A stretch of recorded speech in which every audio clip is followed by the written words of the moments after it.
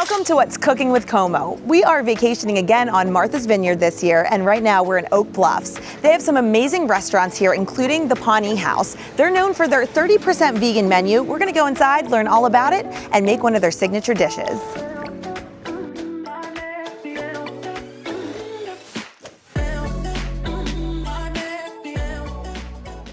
I'm sitting with Alex right now. He's one of the co-owners of this beautiful restaurant. He and his wife, Debbie, have been running this place since 2020. Thanks for having us out. Yeah, thanks for coming, guys. This is exciting. Tell us a little bit about the concept of Pawnee House, because I know it says 30% vegan, but really the menu has comfort food classics for everyone. Yeah, that's right. We when we thought this concept out way back when, before we opened in 2020, we wanted to sort of be as inclusive as possible and have something to offer for everybody.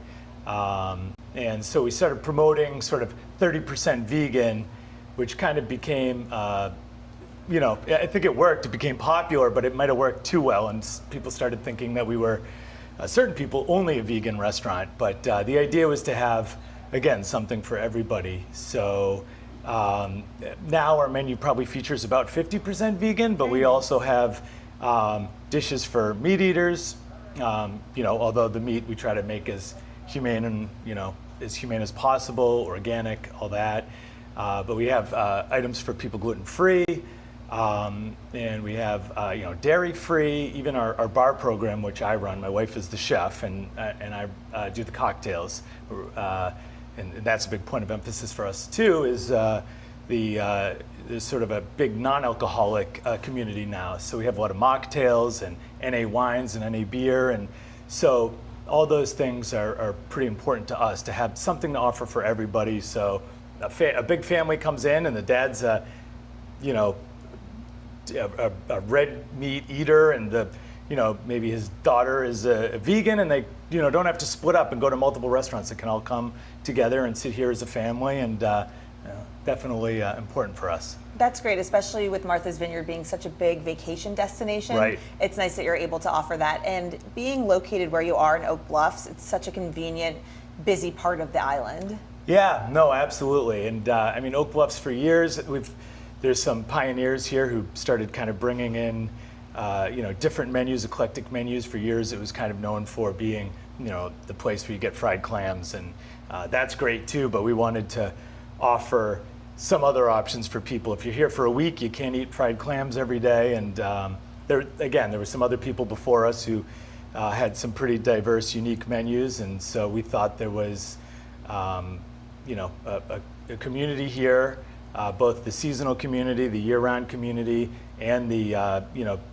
summer people who come here maybe once and don't come back for a decade, if ever, that there was something here that all those groups might be into, that we could provide. So that's what we went for. I mean, I've had dinner here before. You guys were recommended to us by a family member, and we absolutely loved it. It's such a warm, cozy space, but the windows here, you can see outside, all the people walking by. Yeah. And your vegan crab cakes are one of your most popular dishes. Yeah, no, for sure. The vegan crab cakes are a good one. That's one that we're able to fool people with. We've had a wife order that before and tell her husband, here, try a bite. And he's like, oh, it's one of the best crab cakes we've ever had. And the wife's like, yeah, that's not really crab, it's vegan. So hearts of palm, we roast some hearts of palm, and that's sort of the crab substitute. But yeah, that's a good dish. And, again, that's what we're trying to do, not just offer something for vegan people that's like, here's a salad, but, put some real thought into it. And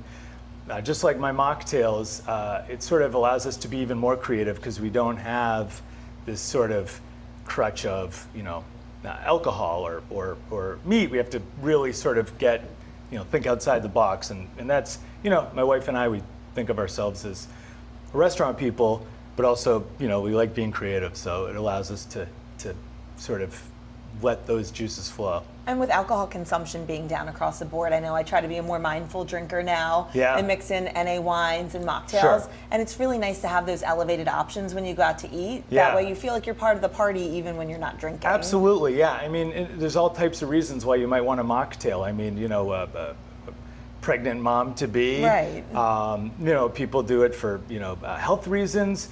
as I've gotten older, I'm not in my 20s anymore, believe it or not. Same. Yeah, I'll go to different cities and I want to check out cocktail bars to see what the scene's like, what the trends are, and we might start checking out one bar at 8 p.m. and I don't want to stop. I want to keep enjoying. Right. But now I'm a third alcoholic beverage and I'm ready to pass out for the night. So Right. I can now pivot to mocktails and I can keep trying what these places are doing longer. So even for me, where I'm into I'm not sober, but I Right. want to I don't want to overindulge, and so I call it sober curious, where I try to enjoy cocktails with a better moderation. Yeah. Right. There you go. That's it. You said it perfectly. Exactly. Yeah.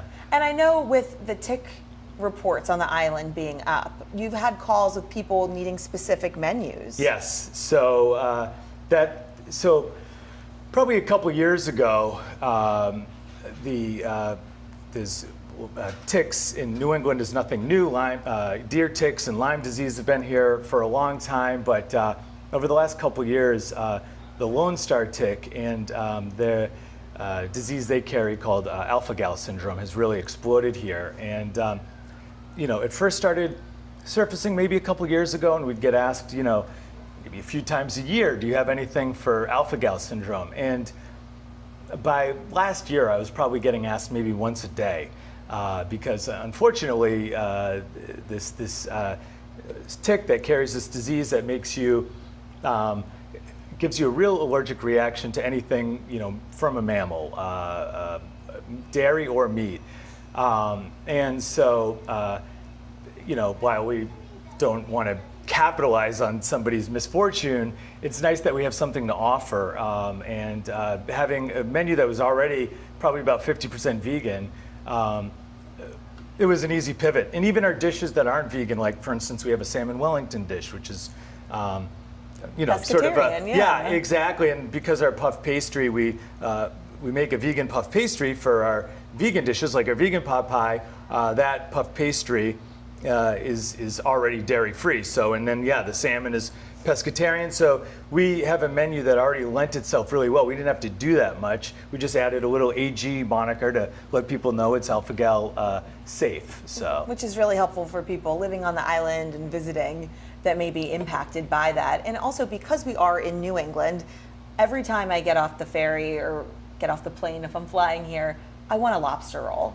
And because lobster rolls are so famous on the island, you offer a vegan lobster roll, and it's really taken on a life of its own, even being featured in cookbooks. No, our dear friend Julia Blanter, who wrote a cookbook, she featured restaurants, farms, eateries all over the island, and did a dish from all these places. She wanted to do our vegan lobster roll, which of course there's, we have again a lot of vegan dishes, but we wanted to. What do people come to the island for, especially in the summertime, and that's a lobster roll. So my wife, Debbie, she wanted to, how can I take that and make a vegan version? So she did sort of the hearts of palm ingredient again, which is a nice versatile ingredient, and sort of made a cold lobster salad out of it on a roll. And it's the book already, it was, sort of an attention grabber, and then the book really kind of sparked an interest. And it's since been featured in a local newspaper, and it's a fun dish. And I know it's only on the menu occasionally, but people have the recipe, so if you want to try to make it at home, I looked it over. I think it's something I could handle. But Alex, thank you for your time. I want to get in the kitchen with Debbie. Sounds great. And learn how to make one of the vegan lobster rolls. I think that's a good idea.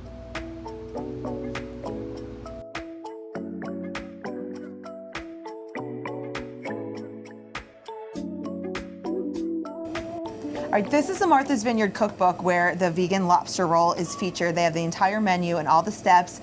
Debbie, are you surprised that this took off? I'm not, because it's New England and people love their lobster rolls. Yeah, and there are a lot of plant-based and vegan, diners now. So yeah, I'm not surprised. And your friend featured it in her cookbook. So this is Julia Blanter's cookbook that she did. She went around to 100 different restaurants, natives of New England, of this area, and she put it all together it's a love letter to Martha's Vineyard with all the different recipes in it. She approached us about our vegan lobster rolls, so here we are. Now we're going to make it up. And hearts of palm is such a good, versatile ingredient because it really is like a sponge. It tastes like whatever you season it with. Yeah, and it has like a very lemony, natural flavor, like artichoke. I like to describe it as more like artichoke. We use it in our vegan lobster roll. We also do it in our vegan crab cake, which is one of our top appetizers for vegans and non-vegans. I've actually had that and it's absolutely delicious. Thank you. And I like the way you portion out your ingredients. Yeah, so I do this for several reasons because whenever you're in the middle of making a recipe and you might get called away on the phone call for a reservation, a delivery might happen, or at home, your kids might interrupt you, you might get a call that you're on the phone with, and you want to kind of remember what you've already put in here. So everything's portioned out. Yes. All the ingredients are in the bowl, and you've already pre-roasted and seasoned the hearts of palm. Which we've done with smoked paprika. We like to use the Spanish style because it just gives it a more sweetness with, with the paprika.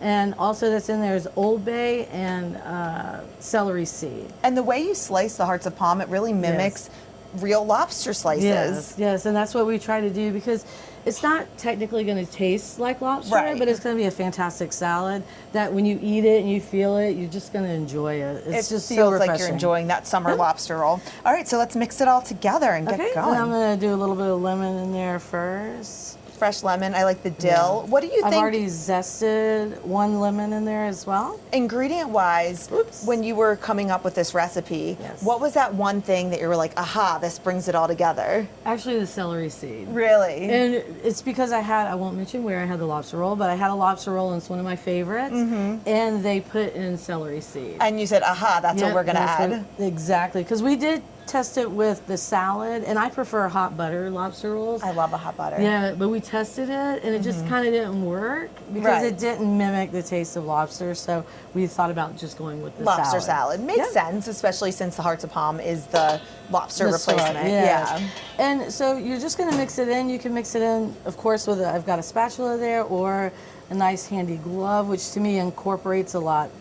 And I'm sure you don't want to over mix it, so you don't break down the hearts of palm. Yeah, and you're just gonna, like you said, lightly toss it. You don't want to use too much. To me, I don't like to overly use mayo, because then again you lose all the other ingredients. And I know you used a vegan mayo here, but if you're making this at home and recreating it, you can use regular mayonnaise if you're not serving it to all vegans. Absolutely. Oh, that looks beautiful. Yeah, and it's nice, refreshing. We did get the dill from Morning Glory. So we try wherever we can source out to the local farms. We do. Great. Yeah, I'd say about 50% of our menu is locally sourced at all times. And the nice thing is on the island, there are so many amazing farms there here. Are. So it's easy to incorporate those natural healthy ingredients. It really is. We live by Whippoorwill, so they're one of the ones that we use a lot. We use Morning Glory because they can deliver when we can't. Yes. And then we have a Mermaid Farm feta on our menu, and so we get the Mermaid Farm feta. Oh yeah, so you're just doing, assembling it. Good. It's about, I'd say about a quarter of a cup, but how much ever you want on your lobster roll. And I noticed those are nice toasted buns because that's part of the process, is the vessel that holds the lobster roll. It really is. That looks so good. I love cooking on the island too. There's nothing better than farm fresh corn as a side. Yes, it is. It's fantastic.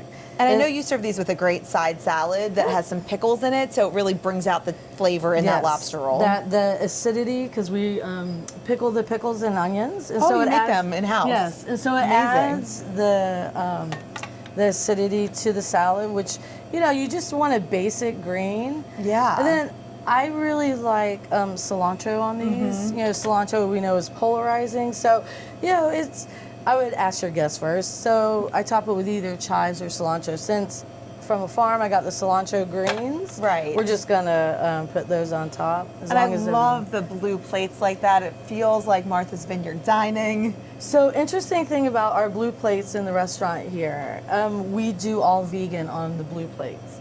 And the red is the meat. Oh, that's such a great way to distinguish the difference for guests. The guests and staff. So the staff doesn't have to, whenever the food's up in the window, they don't have to. And then there's no mistakes. Right. Yeah, that's super smart. Because Oh no, go ahead. So that's why they're on the blue plates, and we got the red ones for like the chicken, and it just makes it easier on everyone. And I love to hear about your journey too, Debbie, because you weren't always a chef in the kitchen. You ran front of house for years before you switched to being a chef. Yes, and Alex and I, we were going to go open a food truck, and then we decided, hey, his family's been on the Vineyard since the 40s. Why don't we, go there to the brick and mortar, to the building that they own? Yeah. And so, I decided, of course, he always says, I can't cook, so she has to. And that's how we ended up here. I always grew up cooking with my mom, had a passion for it, and we just turned our passion into, like inviting everyone into our dining room, our living room. Part of the charm is you're really getting home-cooked food when you come here. Yes, and we try and do stuff a little different because, there's so many fantastic restaurants here that if everyone did the exact same thing, we would, I don't know, run out of stuff, I guess. And you guys have a beautiful partnership in life and in business. Yes, and we also do with like all the other restaurants too. It's like we're all here, a huge support of one another. We run out of something, we go to Offshore, Red Cat, to Tiger Hawk. Doesn't matter, but anyway. And it's fun to be part of such a supportive community. Yes. Especially all the people that come in for the summer season, and the locals love to experience the restaurants and the best of the island. Yes, and we love it. Oh, look at those beautiful flowers. Yes, so this is our little celebration mix, and I like to, put a little bit of freshness, little edible flowers on the salad, because I've always believed that you eat first with your eyes. I totally agree with you. When you look at something plated like this to absolute perfection, if you told me that was a lobster roll, not a vegan lobster roll, I believe you, because the way the hearts of palm are marinated and crisped up in the oven, it looks so good. Thank you. Debbie, thank you for sharing You're the very process welcome. of making these signature items. I know they're only on the menu for special occasions, but now you can get the cookbook and make it yourself at home. Absolutely, and get it because it's such a good read, and it's just not, one person putting their heart into it. She's got over 100 people from all, walks of life, farming and restaurants and caterers. It's just really a nice book. Well, thank you for inviting us into the Pawnee House and into your kitchen. Do you mind if I end with a bite? Oh, no, absolutely. Okay. They're for everyone. It looks so good. Look at that. Let's see. Wow. That's incredible. Nice.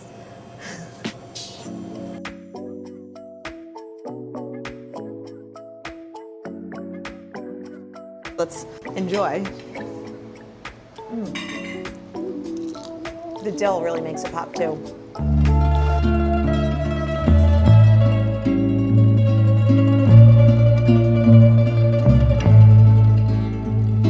Thanks so much for tuning in to the What's Cooking with Como podcast. For more information, visit cookingwithcomo.com.